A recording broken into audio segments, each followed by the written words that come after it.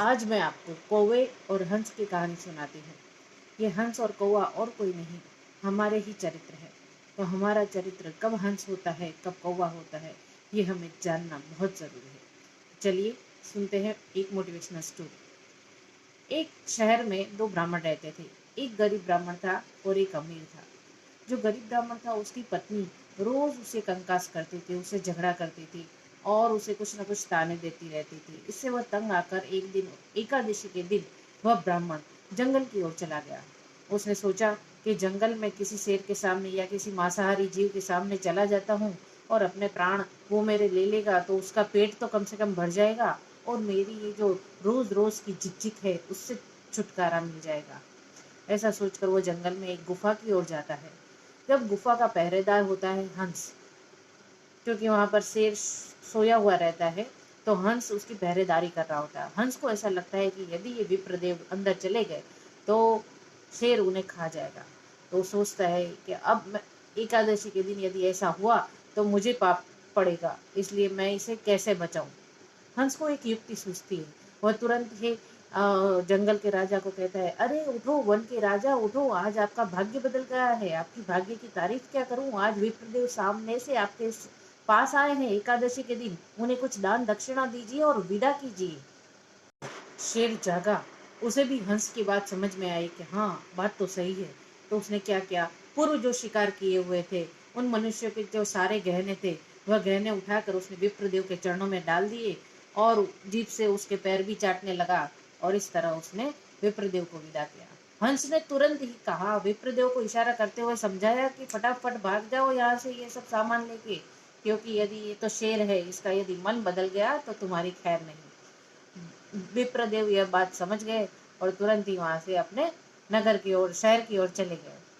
यह बात जब अमीर ब्राह्मण की पत्नी को पता चली तो उसने भी नेक्स्ट एकादशी के दिन अपने हस्बैंड को जंगल में भेजा और उसी शेर की गुफा में जाने को कहा। तो जबरदस्ती वह ब्राह्मण भी उसी गुफा में आया, पर लेकिन अब पहरेदार बदल गया था। अब पहरेदार हंस नहीं था, वहां पे एक कौवा था। जब कौवा ने देखा कि विप्रदेव आ रहे हैं, ब्राह्मण आ रहा है, तो उसने सोचा कि वाह, आज तो मजा आ गया। अब मैं शेर को उठाऊंगा और वो गुस्साएगा और वह उस विप्रदेव को मार देगा। उसके बाद जो खाना खा लेने के बाद मेरा भी कुछ तो बचेगा और उसमें मेरा भी पेट भर जाएगा। तो अब मैं ऐसा ही करता हूँ। तो काव काव काव काव करने लगा। तो ब्राह्मण तो समझ गया और उधर शेर उठा और तुरंत विप्रदेव से बोला, हंस उड़ सरवर गए, अब काग भय प्रधान। विप्र थे थारे घरे जाओ, मैं किनाई ने जजमान।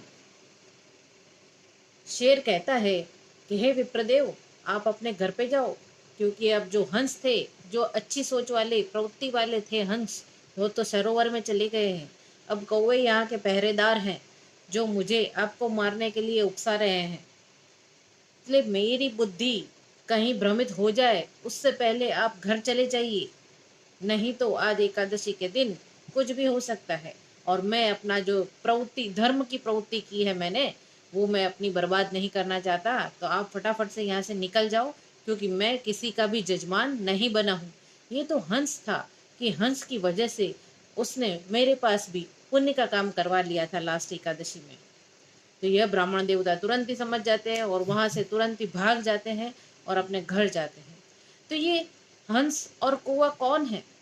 ये और कोई नहीं, अपने ही, हमारे ही दो चरित्र हैं। कोई मनुष्य यदि किसी के दुख से दुखी होता है और उसके दुख में हेल्प करने की सोचता है, तो वह हंस की प्रवृत्ति वाला है।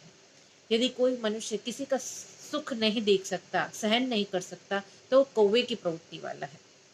जो मिलजुल कर भाईचारे में रहता है वो हंस की प्रवृत्ति है।